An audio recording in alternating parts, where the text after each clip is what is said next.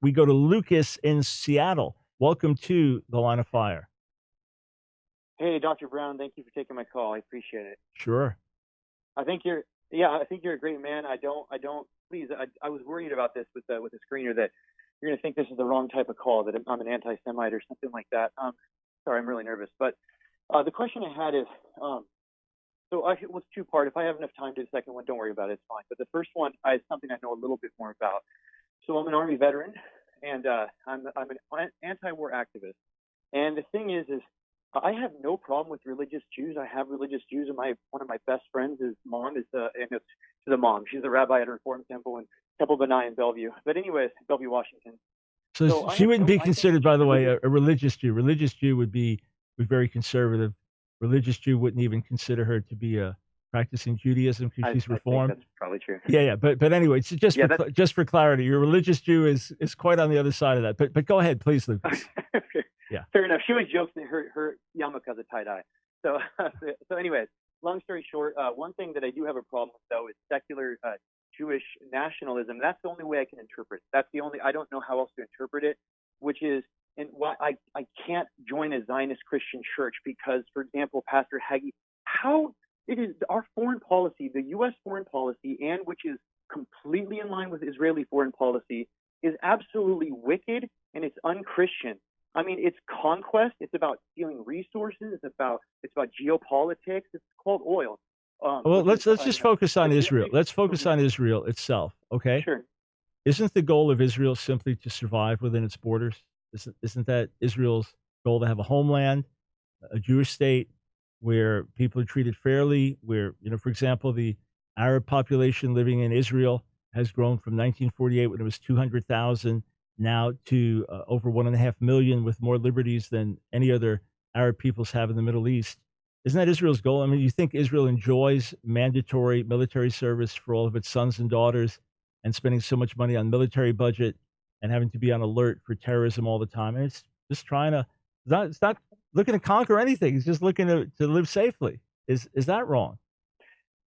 It's absolutely not, and I wouldn't have any problem with that. I mean, that's not the problem that I have. What I have a problem with is the Richard Pearl's clean break plan, or Oded Yinon's plan, which is to exactly what's going on in the Middle East right now has been planned since the 80s. Every bit of it, which is to stoke up extremism. I mean, you could even make an argument. There is documents to say that Hamas was actually promoted by Israel to get to be a counterbalance to the PLO. So we're stoking up extremism. Iraq was already in the works. Right, but Lucas, what does that have to do with if you have someone with a strategy here or a strategy there, or an alleged strategy?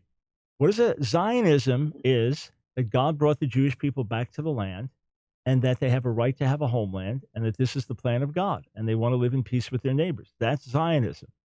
Why is that so difficult for you? But you got imperfect. You have imperfect human beings, right? I mean, you shouldn't live in America.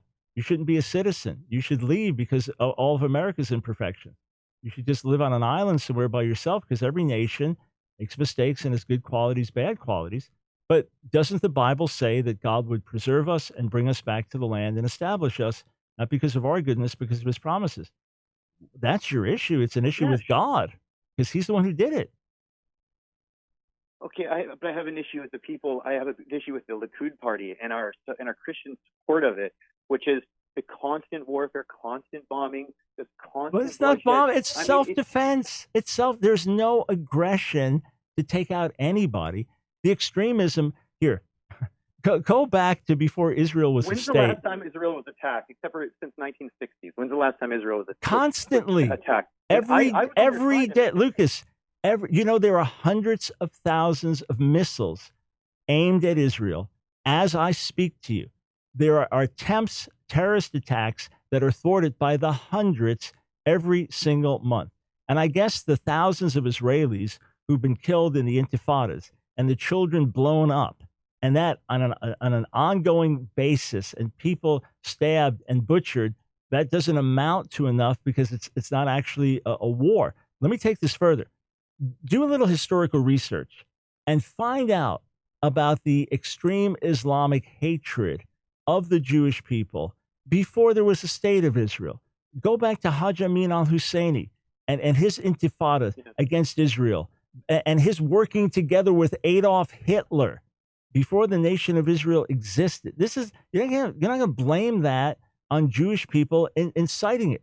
And Iranian Jew hatred and Iranian support of Hezbollah and on and on. That's the Jewish people would love to live in peace with their neighbors.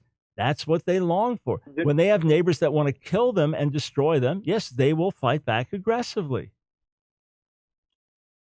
Okay, so I'm not going to defend Islamic extremism. I've studied Islam there. It's absolutely there. I mean, you could also make the argument. You could quote thousands of rabbis who said things like, "It's not a sin to kill these two-legged beasts." And tell you what, quote me one, Lucas. Quote me one. You said you can quote thousands of rabbis. I don't. Quote me one. Okay, I promise you I'll follow up. I promise you. I give you my word. I will follow up with you. I will send you an email. All right. You will not find thousands of rabbis. You might find an extremist. You might find it. Right. But see, Lucas, I'm trying to deal with truth, and you're dealing with myth and exaggeration and demonizing of a people, and you can't simply accept here. After the Holocaust, two out of three Jews slaughtered in Europe. 2 out of every 3. 3 million out of 3.3 million Polish Jews slaughtered. The Jewish people need a homeland. From the day from the 47, when the UN announced the partition plan, they were under attack and Jews were getting slaughtered. And 48, with the official announcing of independence, Jews were under attack and getting slaughtered. It's only by the grace and mercy of God that we have been preserved.